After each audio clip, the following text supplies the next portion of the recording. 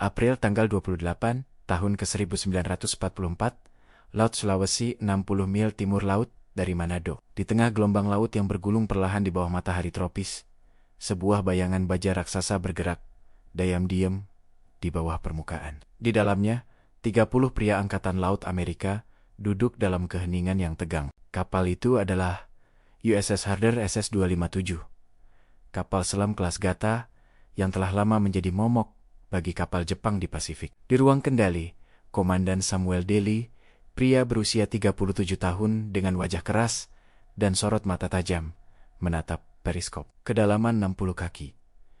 Lanjutkan patroli, perintahnya. Suaranya datar, tapi semua anak buah tahu, setiap detik bisa berarti hidup atau mati. Laut Sulawesi yang kala itu masih dikuasai Jepang adalah jalur vital bagi konvoi bahan bakar dan amunisi menuju Filipina. Dan tugas Harder adalah satu, menyergap mereka. Sementara itu, di permukaan laut, tak ada yang tahu kapal selam ini sedang beroperasi di bawah kaki mereka. Hanya ombak tenang, langit biru, dan jauh di kejauhan perahu-perahu nelayan lokal yang sedang menarik jaring ikan di sekitar Pulau Bangka. Hari itu, Harder baru saja menenggelamkan kapal perusak Jepang di perairan sekitar Tawi-Tawi, tapi kemenangan mereka membawa risiko besar. Jepang kini tahu mereka ada di sekitar. Di dalam ruang mesin, tekanan udara mulai meningkat. Bau oli dan logam memenuhi udara. Sonar mendeteksi suara baling-baling arah barat daya. Seru petugas sonar Letnan Muda Louis, Daly menurunkan periskop. Kita tak bisa bertahan di sini lama. Turunkan kedalaman 250 kaki. Sirena kecil berbunyi. Katup-katup logam terbuka. Dan seluruh kapal menukik perlahan ke kegelapan laut dalam. Lampu merah menyala di setiap sudut ruangan, memberi suasana mencekam, seperti jantung baja yang berdenyut di tengah malam. Di permukaan, kapal perusak Jepang, Ikazuchi mulai berputar. Mesin dieselnya meraung, menjatuhkan bom kedalaman satu demi satu. Ledakan terdengar beruntun, mengguncang lambung Harder seperti palu raksasa memukul besi. Kapal bergoyang keras. Lampu padam sesaat, air mulai merembes dari sambungan dinding baja. Tutup katup darurat, cepat, teriak Chief Engineer McGowan. Ledakan berikutnya lebih dekat. Suara logam berderit. Sebagian kru berpegangan pada pipa dan mesin agar tidak terlempar. Daly tetap berdiri tegak di ruang kendali, matanya menatap jam tangan militer di pergelangan. Bertahan. 15 menit lagi mereka kehabisan bom, katanya pelan. Tapi jauh di dasar laut, tekanan semakin meningkat. Dinding kapal bergetar, seolah menjerit di bawah beratnya air. Lalu, suara retakan terdengar.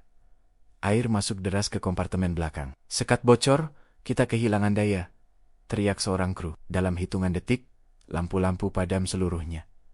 Kegelapan total, lalu, satu ledakan besar mengguncang kapal. Di permukaan, air laut memuntahkan gelembung besar dan serpihan baja ke udara. Kapal Jepang berputar mengitari titik itu, memastikan hasilnya. Tak ada tanda kehidupan. USS Harder lenyap bersama 79 jiwa di dalamnya. Selama puluhan tahun, kapal itu dianggap hilang tanpa jejak.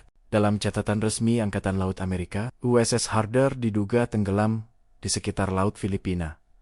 Tapi kebenarannya ternyata berdiam jauh di selatan di bawah perairan biru dalam Sulawesi. Lalu, 78 tahun kemudian, seorang nelayan dari desa kecil bernama Bahowo, dekat Manado, menarik jaringnya dan menemukan sesuatu yang mengubah sejarah. Juli tahun 2022. Desa Bahowo, Manado Utara. Langit masih kelabu setelah hujan malam. Ombak kecil memukal-mukal perahu kayu milik Hendrik Sumolang, nelayan berusia 46 tahun yang telah melaut sejak remaja. Ia dan dua rekannya, Yosua dan Rivaldo, berangkat sebelum fajar menuju perairan dalam yang jarang mereka kunjungi. Kita coba ke arah barat laut sedikit, kata Hendrik sambil menyalakan mesin tempel tuanya. Katanya, banyak ikan dasar di sana minggu ini. Sekitar 3 jam kemudian, jaring mereka tersangkut sesuatu. Terlalu berat untuk sekadar batu karang. Hendrik mengerutkan kening. Apa ini? Gumamnya. Mereka menarik dengan tenaga penuh, namun jaring itu tak bergeming. Akhirnya Hendrik menyelam dengan alat bantu sederhana, hanya dengan masker dan pipa udara buatan. Air laut di bawah sana jernih, tapi semakin dalam, cahaya mulai memudar. Lalu, ia melihatnya sebuah siluet besar, panjang, dan gelap. Bukan karang, bukan kapal nelayan, tapi sebuah bangkai baja yang tubuhnya membulat dan tertutup lumut laut. Hendrik mendekat sedikit, melihat simbol samar di lambung logamnya. Huruf SS, diikuti angka yang nyaris terhapus korosi. Ia naik ke permukaan dengan napas terengah. Itu bukan kapal nelayan, katanya kepada dua temannya. Itu kapal perang.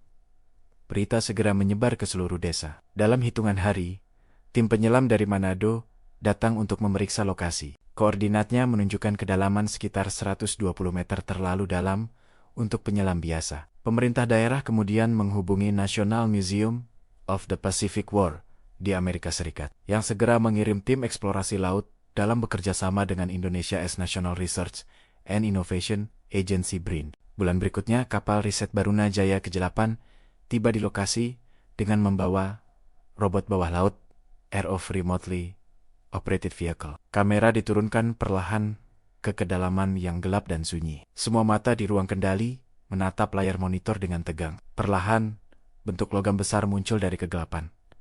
Lambung kapal silinder sepanjang lebih dari 90 meter, sebagian tertimbun pasir. Lalu kamera memperbesar bagian tengah lambung. Tulisan yang nyaris hilang oleh karat mulai terbaca. USS Harder SS-257. Suasana di ruang kendali hening sesaat. Beberapa anggota tim menunduk. Ada yang berbisik pelan. Ya Tuhan, akhirnya ditemukan. Kamera melintas ke bagian belakang kapal, memperlihatkan propeller yang masih utuh, dan menara periskop yang bengkok. Tak ada tanda ledakan besar di luar menandakan kapal kemungkinan tenggelam akibat kerusakan internal setelah serangan bom kedalaman. Peneliti Indonesia, Dr. Yulianto Ramli, mencatat kapal ini masih utuh hampir 80%. Lingkungan laut yang dalam dan minim harus menjaga kondisinya tetap stabil. Namun, di balik keindahan pemandangan itu, semua sadar. Di dalam kapal itu, mungkin masih ada 79 jasad pelaut yang tak pernah pulang. Pemerintah Amerika Serikat segera mengumumkan temuan tersebut sebagai situs kuburan perang resmi.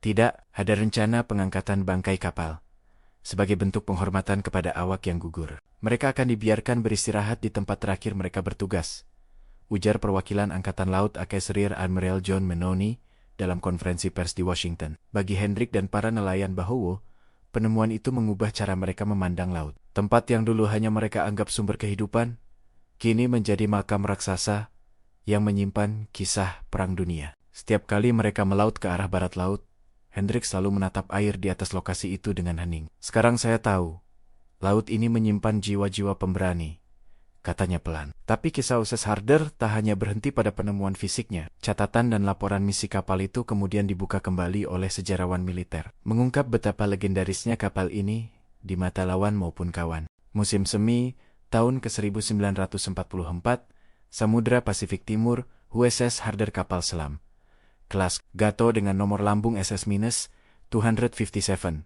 baru saja kembali dari patroli keempatnya. Kapal ini dipimpin oleh Commander Samuel David Delay, seorang perwira yang dikenal berani hingga nyaris nekat. Anak buahnya memanggilnya The Destroyer Killer. Julukan itu bukan tanpa alasan. Dalam catatan Angkatan Laut Amerika Serikat, Harder menenggelamkan 6 kapal perusak Jepang hanya dalam waktu beberapa minggu, sebuah rekor yang tak tertandingi oleh kapal selam lain di seluruh perang dunia. 2 setiap kapal yang seharusnya menjadi pemburu justru diburu olehnya. Dili adalah pria yang pendiam, namun tajam dan tegas. Dalam setiap misi, ia selalu berdiri di belakang periskop. Jarinya siap di tombol torpedo. Tunggu hingga jarak 900 yard, katanya kepada Letnan muda Charles Brush. Kita tembak saat mereka tidak menduga. Di Laut Sulu, 6 Juni tahun 1944, Harder melacak konvoi Jepang yang dijaga ketat. 3 kapal perusak mengapit kapal induk kecil. Delhi memutuskan untuk menyerang meski risikonya tinggi. Siapkan torpedo nomor 1 sampai 4. Jarak 2000 yard. Target perusak pertama. Suaranya tenang. Tapi seluruh kru tahu, satu kesalahan, dan mereka semua akan berakhir di dasar laut. Begitu torpedo diluncurkan, Harder menukik cepat ke kedalaman 300 kaki. 15 detik kemudian, ledakan besar mengguncang lautan. Kena! Teriak petugas sonar. Ledakan kedua menyusul, menandakan satu lagi kapal perusak musuh tenggelam. Namun, itu bukan akhir. 2 perusak Jepang tersisa berbalik arah, menebar bom kedalaman secara membabi buta. Dalam kabin sempit, seluruh kru menahan napas. Ledakan beruntun mengguncang dinding logam, dan air mulai menetes dari pipa-pipa bocor. Daly menatap sonar yang bergetar, naik ke 180 kaki. Kita tembak balik. Dalam aksi menegangkan, Harder muncul sebentar ke permukaan, menembakkan torpedo terakhirnya, dan kembali menyelam tepat sebelum bom jatuh di atas kepalanya. Torpedo itu menghantam langsung bagian tengah kapal perusak Jepang ketiga. Dalam waktu kurang dari setengah jam, 3 kapal musuh hancur. Sejak hari itu, Harder dijuluki oleh armada Jepang sebagai The Undersea Devil, iblis bawah laut. Keberhasilan demi keberhasilan membuat Harder menjadi legenda di kalangan pasukan sekutu. Tapi bagi Daly, setiap kemenangan berarti beban moral yang makin berat. Dalam catatan log pribadinya, ia menulis, "Kita bukan hanya menenggelamkan baja dan mesin, tapi juga manusia. Aku hanya berharap perang ini segera berakhir sebelum laut memanggil kami semua." Pada pertengahan Agustus tahun 1944, Daly dan Harder mendapat perintah baru patroli ke Laut Sulu dan perairan utara Sulawesi untuk mencari sisa-sisa armada Jepang yang mundur dari Filipina. Misi ini, tak disadari siapapun, akan menjadi yang terakhir. Tanggal 21 Agustus, Harder bertemu kapal selam USS Hade di sekitar Pulau Sibut. Daly mengirim pesan singkat kepada komandannya. "Bertemu konvoi besar Jepang. Akan menyerang malam ini. Jika gagal, kirim doa untuk kami." Itulah pesan terakhir yang pernah dikirim oleh USS Harder. Tak ada balasan, tak ada sinyal setelahnya. Dunia tak tahu di mana ia tenggelam sampai para nelayan Sulawesi menemuinya hampir 8 dekade kemudian. Namun di balik kisah heroik itu, tersimpan satu misteri yang belum sepenuhnya terpecahkan. Apa sebenarnya yang menyebabkan Harder benar-benar hancur? Ledakan langsung dari bom kedalaman atau kerusakan fatal akibat tekanan laut yang berlebihan setelah serangan? Para ahli kemudian menelusuri jawaban itu dari rekaman dan bentuk kerusakan yang terlihat di bangkai kapal di bawah Laut Sulawesi. Agustus tahun 1944, Laut Sulawesi. Setelah kontak terakhir dengan USS Hado, kapal selam Harder bergerak ke selatan, menuju jalur pelayaran antara Tawi-Tawi dan Laut Sulawesi. Perairan di wilayah ini dalam dan berarus kuat, dengan kontur dasar laut yang curam. Di sanalah, menurut laporan Jepang, sebuah kapal perusak bernama CD-22 melaporkan berhasil menghancurkan kapal selam Amerika pada 24 Agustus tahun 1944. Namun, selama bertahun-tahun tak ada bukti fisik yang memastikan pernyataan itu benar. Sampai pada 2022, ketika kamera bawah laut milik tim BRIN dan National Museum of the Pacific War menyorot bagian tengah lambung USS Harder, misteri itu perlahan mulai terungkap. Yulianto Ramli menjelaskan dalam konferensi hasil ekspedisi, kerusakan yang kami lihat bukan akibat langsung dari ledakan besar di luar lambung, melainkan kerusakan struktural dari dalam akibat tekanan ekstrim setelah sistem balas rusak. Kamera ROV menyorot bagian buritan kapal yang terbelah sebagian, seolah logamnya diremukan oleh kekuatan dari dalam. Di dekatnya, beberapa pintu skat baja tampak masih tertutup rapat menandakan kru mungkin berusaha mengunci kompartemen untuk mengendalikan kebocoran. Tapi tekanan di kedalaman lebih dari 250 meter tidak memberi ampun. Begitu satu sekat bocor, tekanan air bisa memampatkan lambung kapal dalam hitungan detik, ujar ahli kelautan militer, Commander Red Bill Jeffries, yang ikut menganalisis rekaman itu. Ia memperkirakan Harder sempat mencoba menukik untuk menghindari bom kedalaman, tapi terlalu dalam. Tekanan mencapai lebih dari 400 psi cukup untuk meremukkan baja kapal selam seperti kaleng kosong. Temuan ini sesuai dengan laporan Jepang tahun 1944 yang menyebut CD-22 menjatuhkan bom kedalaman secara terus-menerus selama lebih dari 1 jam. Salah satu bom mungkin merusak sistem balas Harder, membuatnya kehilangan kendali. Setelah itu, kapal menyelam terlalu dalam dan akhirnya hancur oleh tekanan laut. Namun, yang membuat para peneliti terdiam bukan hanya kondisi lambung kapal melainkan sesuatu yang ditemukan di sekitar lokasi. Sekitar 50 meter dari bangkai utama, kamera menemukan sebuah pelontar torpedo kecil yang terlepas, dengan tabung torpedo masih terbuka. Artinya, Harder kemungkinan sempat berusaha membalas tembakan terakhirnya sebelum tenggelam. Torpedo itu tidak pernah keluar mungkin karena daya listrik padam di detik terakhir. Bagi para ahli pemandangan itu lebih dari sekadar bukti teknis. Itu adalah simbol keberanian yang terakhir. Daly dan anak buahnya tak menyerah hingga momen terakhir, bahkan ketika laut mulai menelan mereka. Ketika tim ekspedisi kembali ke permukaan, suasana di kapal Barunajaya X-8 hening. Para peneliti berdiri di dek, menatap laut biru yang tenang. Di bawah sana, di kedalaman yang tak pernah dijamah cahaya, kapal legendaris itu beristirahat bersama awaknya. Beberapa bulan kemudian, Angkatan Laut Amerika mengadakan upacara penghormatan di Laut Sulawesi dengan perwakilan dari Kedutaan Besar AS dan TNI AL.